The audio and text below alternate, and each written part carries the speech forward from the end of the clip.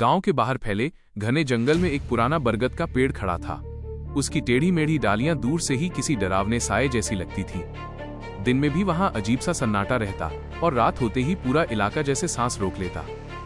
गांव वाले उस पेड़ के पास जाने से बचते थे। कहते थे वहां एक अधूरी आत्मा भटकती है। कई साल पहले की बात थी।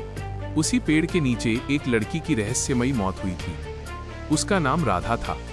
वो बहुत सीधी और शांत स्वभाव की थी, लेकिन कुछ लोगों ने उस पर झूठा आरोप लगा दिया। बदनामी और अपमान से टूटकर उसने उसी पेड़ के नीचे अपनी जान दे दी।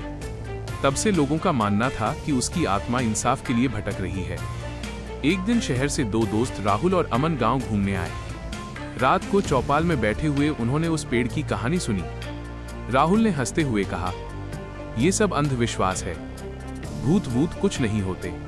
अमन थोड़ा डर गया, लेकिन राहुल के कहने पर दोनों ने तय किया कि वे रात में जाकर सच्चाई देखेंगे। आधी रात को वे टॉर्च लेकर जंगल की ओर निकल पड़े। हवा ठंडी थी और पेड़ों की पत्तियां सरसराहट कर रही थीं। जैसे ही वे उस बरगद के पास पहुंचे, माहौल और भारी हो गया। अचानक उन्हें किसी के रोने की धीमी आवाज सुनाई दी। अमन घबरा गया।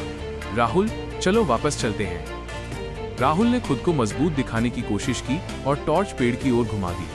रोशनी जैसे ही तने पर पड़ी, दोनों के रोंगटे खड़े हो गए। पेड़ की छाल पर एक लड़की का चेहरा उभर आया था। उसकी आंखें गहरी और उदास थीं, जैसे वो कुछ कहना चाहती हो। तभी एक ठंडी हवा चली और एक फुसफुसाहट गूंजी, मुझे इंसाफ चाहिए। अमन के हाथ कांपने लगे। राहुल ने हिम्मत जुटाई और पेड़ के नीचे की मिट्टी खोदने लगा। थोड़ी देर में उसे एक पुराना चांदी का लॉकेट मिला। लॉकेट खोलते ही उसमें एक लड़की की तस्वीर थी, वही चेहरा जो पेड़ पर दिखाई दिया था। जैसे ही राहुल ने लॉकेट हाथ में लिया, रोने की आवाज अचानक बंद हो गई। हवा शांत हो गई। माहौल में अजीब सी शांति छा गई। ऐसा लगा जैसे किसी ने राहत की सांस ली हो। अगले दिन दोनों ने गांव के सबसे बुजुर्ग व्यक्ति को वो लॉकेट दिखाया। बुजुर्ग की आंखें भर आईं। ये राधा है, उसकी आत्मा अब तक भटक रही थी। कुछ दिनों बाद जब राहुल शहर लौट आया, तो एक रात उसने अपने फोन में जंगल वाली तस्वीर देखी।